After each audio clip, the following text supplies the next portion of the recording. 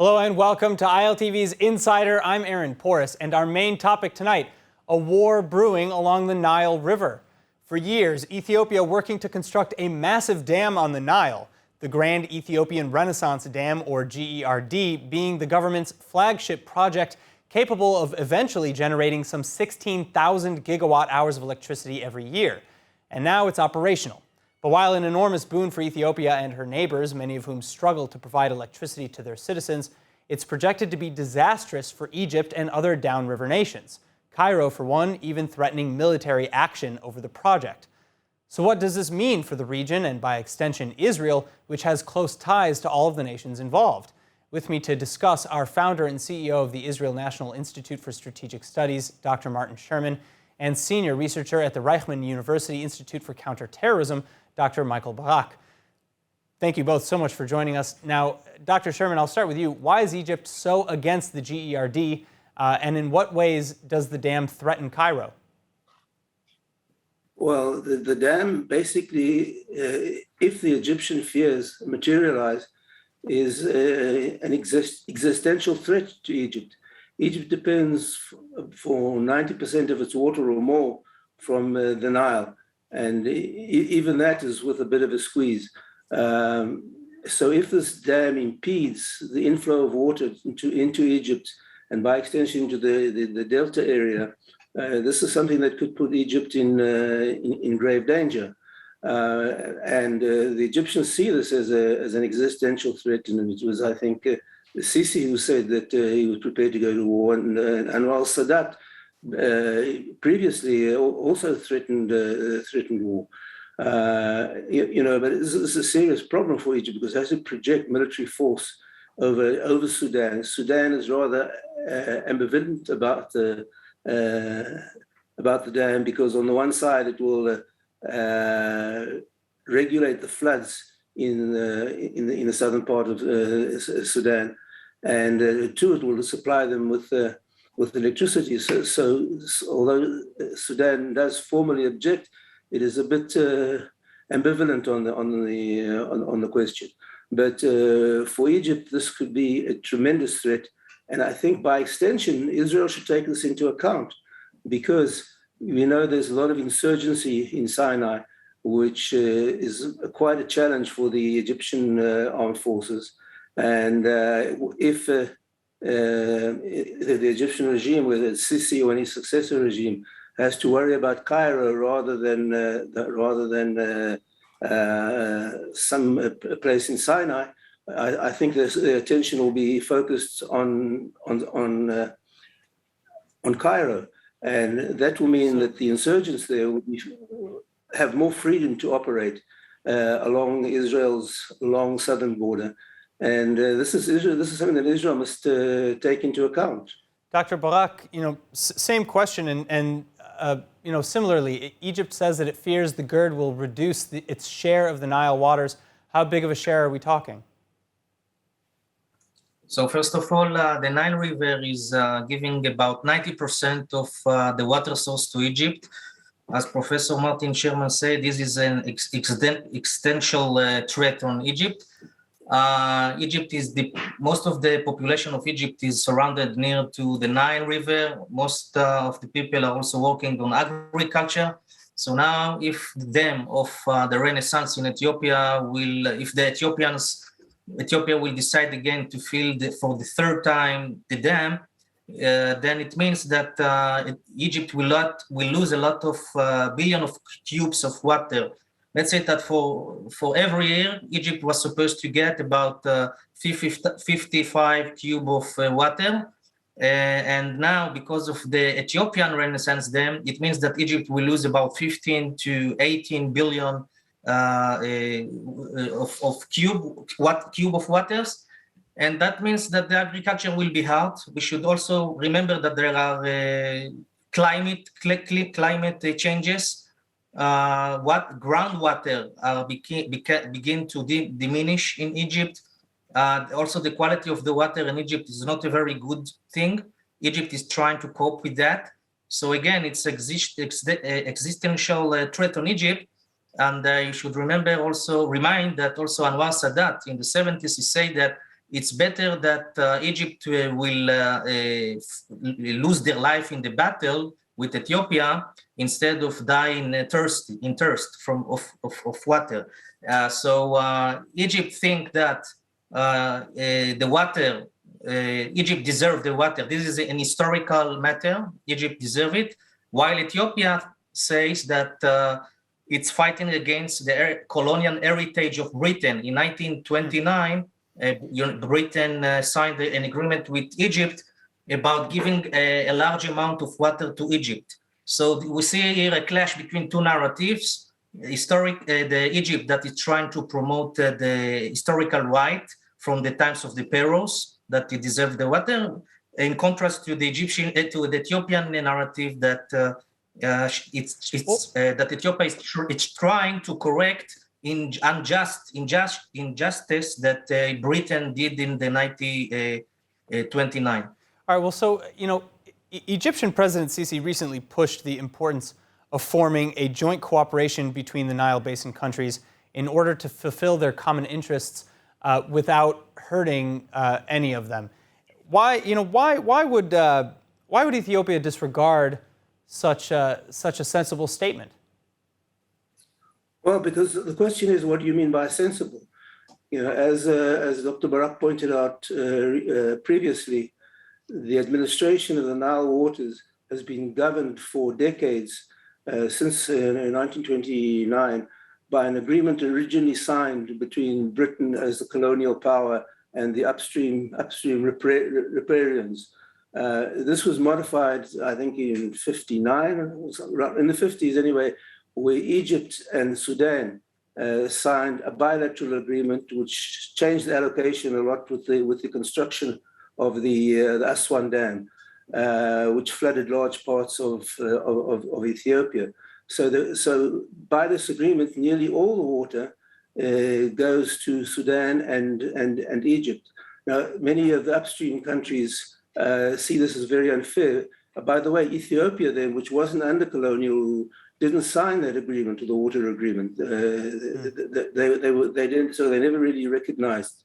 Now, you must understand that the two main tributaries of the Nile, which join and flow into Egypt, are the White Nile, which originates in Central Africa, and the Blue Nile, which originates in the highlands of Ethiopia. Now, Ethiopia, in its sovereign territory, contributes something like 80% of the water, because most of the water comes from the Blue Nile in the rainy season, when the White Nile is more or less a stable flow, but not nearly as a greater contributor of water.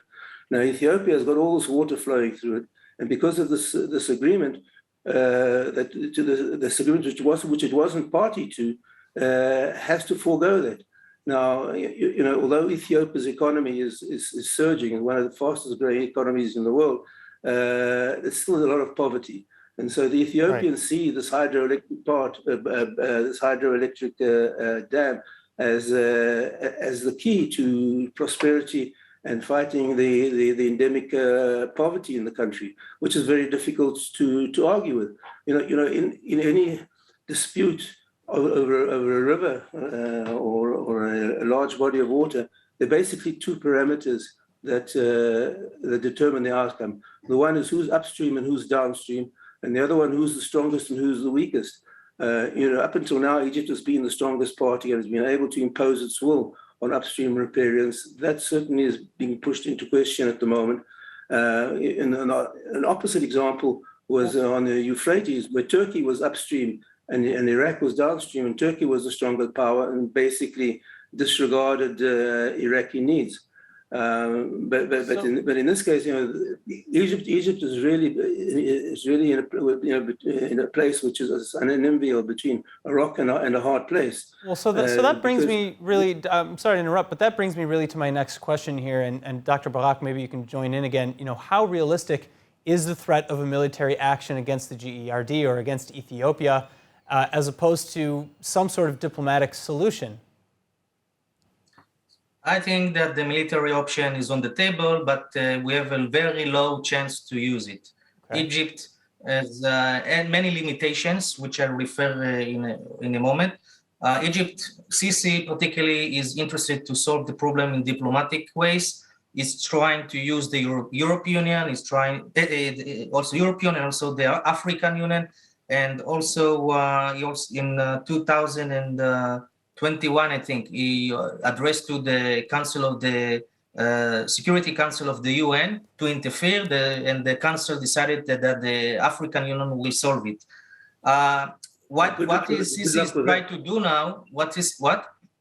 Good luck with that, with the African Union trying to solve it. What Sisi is trying to do is, strengthening the ties with Sudan in order to sending not specific threats, but to show to Ethiopia that Sudan and Egypt are united in a front against Ethiopia. We see it in 2020 and 2021 with the joint military maneuvers in the air and in the sea. There is also a seaport of Egypt in Sudan, which it's a signaling. It's a matter of signaling to Ethiopia that Egypt is a strong military power in the region, and it's better to Ethiopia to solve the problem in diplomatic ties. Now, I must mention that in 2015, there was a declaration of principles that Egypt signed together with Ethiopia in order to solve the problems and the conflict, to have a mutual acceptance, right, and not to take actions, unilateral actions. And what is happening now that Ethiopia, for the first time in March this year, began to produce and generate electricity. And this is something that Egypt and also Sudan are very worried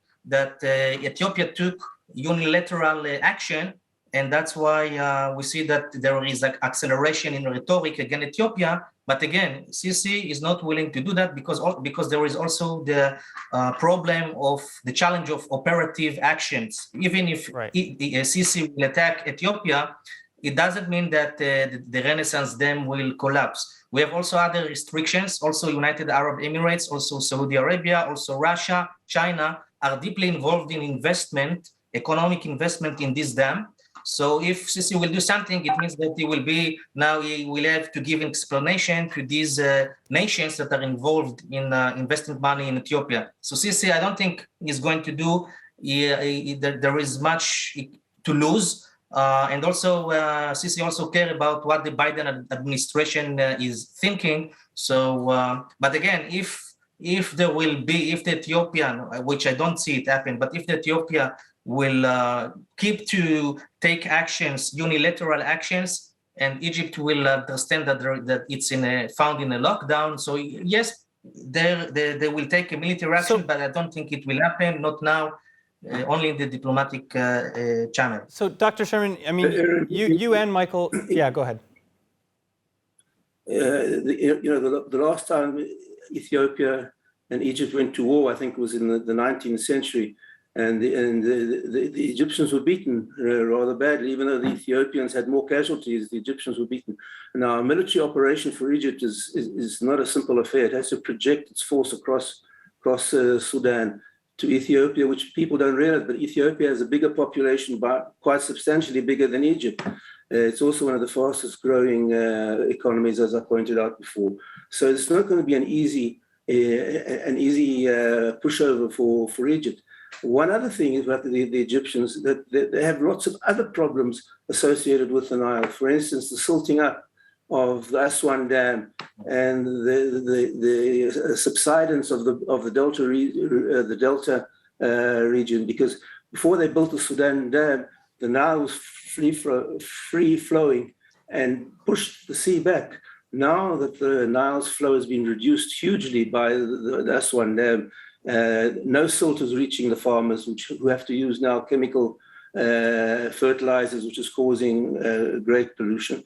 But not only that, it means that the delta is sinking. And places now that are above the waterline in a few years' time will be under the waterline. There was quite a vivid description of that by the BBC not long ago. So Egypt is really in a very difficult situation, and not only because of the dam, but the dam is, of course, something that hugely intensifies the risk. So, what kind of agreement then? What kind of agreement would and Dr. Barak will come right back to that. So, hold that thought. But what kind of agreement would be agreeable to all of the parties then? Because it sounds like no matter what, as long as the GERD is operational, Egypt is at a loss. Between, Sure. Would they be okay with sharing some of the profits of the GERD? Because how would that solve their water crisis? Sudan, I think the only solution to the water problem is the establishment of massive desalination plants on the Mediterranean coast. So Israel could actually potentially help lower some of the tensions. Exactly. Okay. Yeah, but there would be massive stations. It's not like the Israeli population, which is pretty self-sufficient because of desalination. That would be a massive, massive undertaking. But Dr. Barak? Again, Sisi also speaks about the necessary to establish the useful mechanism that will try to solve the conflict between Egypt, Sudan, and Ethiopia. This is one thing. Concerning let's say that even if there was not any Renaissance Dam, Egypt is still in a huge problem. The population is increasing. According to UN report in 2025, there will be a big shortage in water supply, and Egypt and the poverty will increase because of that. So Egypt is indeed in problem. So as Professor Martin Sherman suggested, desalination plants that should be, which already been invested by Russia in Egypt, can be one of the solution. Israel can share its knowledge about agriculture and how to use in a clever way the water from the rain, and etc. etc. All right. Well, of course, for Egypt, the default solution would be for millions of its population to try and cross the Mediterranean into Europe. Well, all right. Well, going back to this conflict here, because again, Ethiopia is in the midst of its own civil war right now with the northern Tigray region. Could it really afford to avoid a diplomatic solution with Egypt and Sudan? I don't see any of the upstream riparians foregoing their national interests, because of some sort of altruistic sentiment. The war in Tigray. Well, it's not just altruistic. I mean, it's also logistic, because as you said, Ethiopia has massive forces, has a rising economy, has a massive population that could, of course, as you said, pose a great risk or challenge for Egypt and Sudan. But if their attentions are diverted with the north, with Tigray, which it seems that that conflict is nowhere near over, again, could they afford to divert their forces in such a way and also fight another front over the dam? I think they may have no option if Egypt attack.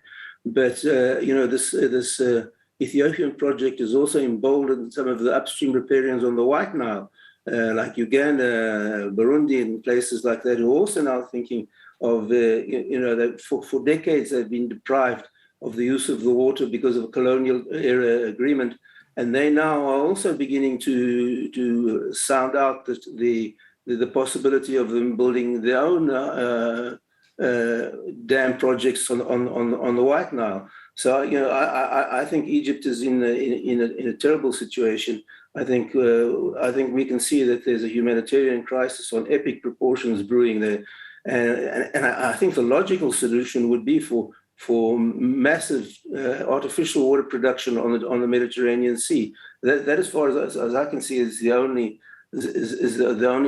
long-term stable solution.